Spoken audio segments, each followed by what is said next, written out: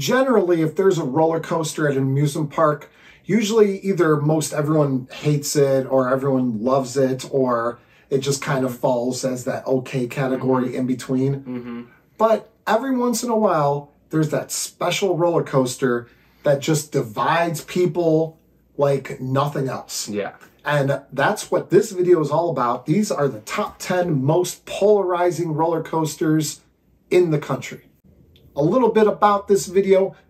It's kind of self-explanatory. A polarizing coaster means that generally people feel one way or the other about it. Yeah. There's not a ton of in between for the most part. Some people love it, some people hate it, not much in between like you said, and people like to argue of whether it's a good coaster or not. So these coasters are the ones that we think fit the top 10 the most. And starting out at number 10 isn't one specific coaster, but it's a whole group. It's a type of coaster, dive coasters. Some people love, usually general public. They tend to flock to Valravn at Cedar Point, Yukon Striker at Canada's Wonderland, all the dive coasters, because they go in, they look at this nice big roller coaster, people hang over the edge, and it just looks fun and exciting and appealing to a lot of general public. They tend to ride it, and tend to love it a lot. We've actually heard on Valravn at Cedar Point, I remember one time, do you remember this? Someone, I think behind us, they were like, you know what? I think I like Maverick more than this. Do you remember that? I remember that. Yeah, and it's just like, because they see Maverick and it's all small and unassuming, and then they see Valravn, it's this big, huge thing, and then they hang over the drop. Yeah, and they're shocked that they actually liked Maverick more than Valravn. But then the people that hate it seem to be most enthusiasts, which enthusiasts tend to hate most roller coasters. So no shock there. But I like dive coasters a lot. They're just very fun. So that starts us off at number 10 in our top 10 most polarizing roller coasters. What's number 9? Number 9 is Orion. Now, Orion, most any new coaster, people are very hard on it, say that it doesn't give good airtime, they say that it's too short, just stuff like that. That's the thing with enthusiasts. Like, the people that love it tend to say that it's just a fun, fast ride. Again, a lot of the general public seem to really love it. Yeah. And it takes you super fast, and it's just fun. And enthusiasts tend to not just like fun, they need a little something extra than fun. Yeah. And they don't like the fact that it's only 287 feet tall. Yeah, it's not 300 feet, so it's like, is it actually a giga coaster? Yeah, so enthusiasts tend to hate on Orion because of that. Number 8 on the list. Now, this one should kind of make the list, although it's kind of not around anymore, kind of is around. It is one and only top Thrill Dragster. And it is around, because when it reopens, it will be the exact same, but that's not the topic of this video. But people love it because it's fast and tall and exciting. People see it and you launch at 120 miles per hour, and you guys know all about Top Thrill Dragster. So that's why people love it. But then you hear people either online or like in the parks saying it's just too short. Yeah. People will hate on it because it's only 17 seconds long. I've heard people even say that it's not even a roller coaster because it is so short and it doesn't really do anything. It is a roller coaster, it's just a very short roller coaster. So yeah, some people don't like that it doesn't really do anything. Some people love the fact that you go really, really fast and go really high up. So it is a polarizing coaster. And we're on to number 7. Number 7 is X2. Now, X2 is a very unique ride at Six Flags Magic Mountain. It is a 4D coaster, so that means the seats freely spin, so you're not like in a fixed position. You rotate even when the track isn't rotating. So it's a very unique ride. It's actually not free, because that would be a free spin. It's not a free spin. It is a controlled spin. Well, yeah, but just to save all the people in the comments coming through and attacking, saying that it's not a free spin. But it feels like it if you're on it, and it is. Some people say it is jerky and rough, and we've only ridden it once, and it was a while ago, so I don't fully remember it. And it is very disorienting. So some people don't like being disoriented. Some people don't like being dizzy, and personally, it didn't make me dizzy. But a lot of people don't like X2. But it is a ride that people also love. It gets to a lot of people's top 10s. Yeah, it's so unique and intense. It is super intense. Just a very fun ride. I love it. I'm on the love side of X2, but some people don't like how jerky it is. All right, so now on to number 6. This one is called the Beast at Kings Island. Now, the Beast, people love it because it's nostalgic, and the night rides are among the best. The famous double helix at the end with the tunnels. There's so much that people just love about it. But then you hear other people say it's boring. Now, this is a ride that is very polarizing, especially among coaster enthusiasts. Some really like the classic old ride that goes through the woods. Some people think it's boring and it doesn't do much. And it really doesn't. It's a lot of straight track. It's a lot of just slow turns. But it goes through the woods. And any ride that goes through the woods, I don't think it really needs to do that much. I think just going through if it was just like on a field or in a field, then yeah, it would be probably that would probably take it down a lot of notches on a lot of people's lists. It might be a little boring, but the fact that it is in the woods just adds so much to it. And before the retrack, a lot of people did complain about some roughness, like with any wooden coaster. Some people just don't really understand that wooden coasters are going to be a little bit more rough than a steel coaster. But especially if someone gets like a wheel seat ride before the retrack and that, then it could have been a pretty rough experience. But that was number 6. Now we're getting into the top 5 most polarizing roller coasters. And so far, we've been on all of these, right? Every single coaster. Every single coaster. Well, dive coasters in general, we haven't been on every single dive coaster. We haven't been on every single dive coaster. We've been on a few dive coasters. Yeah, we've been on multiple. Yeah, so I didn't even actually and I guess we didn't even do that on purpose. We didn't think like, okay, we're only going to go with rides that we've ridden or anything like that. We just talked over some very polarizing roller coasters, and it just so happens that we've ridden all of them. So number 5, hit them with it. Number 5 is Millennium Force.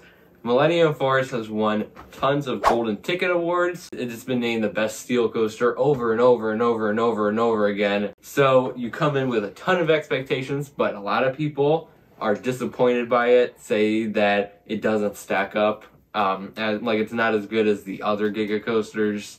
And people will say that it's Millennium Forceless. They'll say it gets no airtime, which in the front row, it gets really good airtime. I think it's a front row ride. And it's one of the most, and I think it's very intense. Like once you go down the drop into the first overbank turn, that is very intense and you gray out sometimes. So I think Millennium is actually very intense. Yeah, and the people that love it, a lot of people's, it's their favorite roller coaster. And a lot of those people are just generally lean more towards just going to Cedar Point. But it is a lot of people's favorite ride overall. And yeah, they just love it because it's fast and just fun. It's nostalgic to a lot of people since it's a pretty old ride. It opened in 2000, so yeah, so it's 23 years old already. Yeah, and people forget that. People forget that it's a very old ride. Yeah. Number 4, we're going to go with Phoenix at Knoebels. When we rode it, we had lots of expectations. So I think the reason that so many people love it, because it gets golden ticket awards, just like you said with Millennium, year after year after year. Phoenix gets golden ticket awards for being like the best wooden coaster. A lot of people, I think, go into Phoenix and love it, maybe because you feel like you're supposed to love it. Now, granted, it does give great airtime, and the lap bar is high up above you and that. So there is that element to it. But overall, I just think the coaster is just like, because I don't hate it, but I'm more towards the anti-Phoenix side. Like, I think Twister at Knoebels is the better roller coaster. But yeah, just so people love it or hate it. That's what this is all about. And the hate, I think a lot comes from just not living up to the hype. Because if I just walked into Knoebels and got on Phoenix and it was just a regular old roller coaster and I didn't hear anything about it, then I probably would have been like, oh, that's fun. That, like, I really enjoyed that, and probably would have just moved on. But it was supposed to be something that I didn't feel like it was. So that's why I tend to dislike Phoenix a lot more than maybe I would otherwise. So that was number 4. Now, number 3, we're getting up there, guys. Now, right now, before we finish this video, why don't you go down in the comment section and give maybe your predictions of what the top one, like the top or top few coasters are going to be.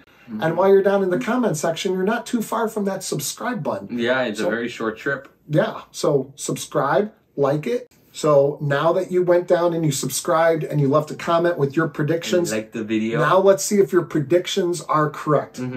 Hit them with number 3. Number 3.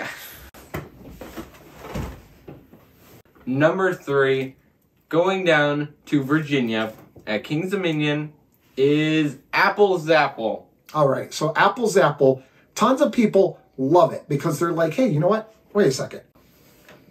I'm looking at our trusty iPad here and it doesn't say Apple Zapple. Oh, my mistake. It says Intimidator 305. They're like very similar. I mean, these top 3 are all very close to each other. They're all very polarizing. They could all be swap places. But Intimidator 305, a lot of the general public, so just random people that go to parks that aren't like roller coaster enthusiasts, tend to not ride it because it is very intense. You completely lose your vision graying out. You gray out on the first turn because of how intense it is. Some people love that, and then some people hate that. It was made to be a mix between Millennium Force and Maverick because Cedar Point had so much success with those 2 roller coasters. They figured, hey, why don't we combine the 2? We got the height of Millennium and the intensity and speed of Maverick. That was number 3. Now, you said that these top 3 can all be kind of interchanged, and number 2 can definitely flip around to any of these top 3. And a lot of what we said about I-305 is true with number 2, which over at Hershey Park, Skyrush. People love it because it's intense and it's great airtime and it's crazy.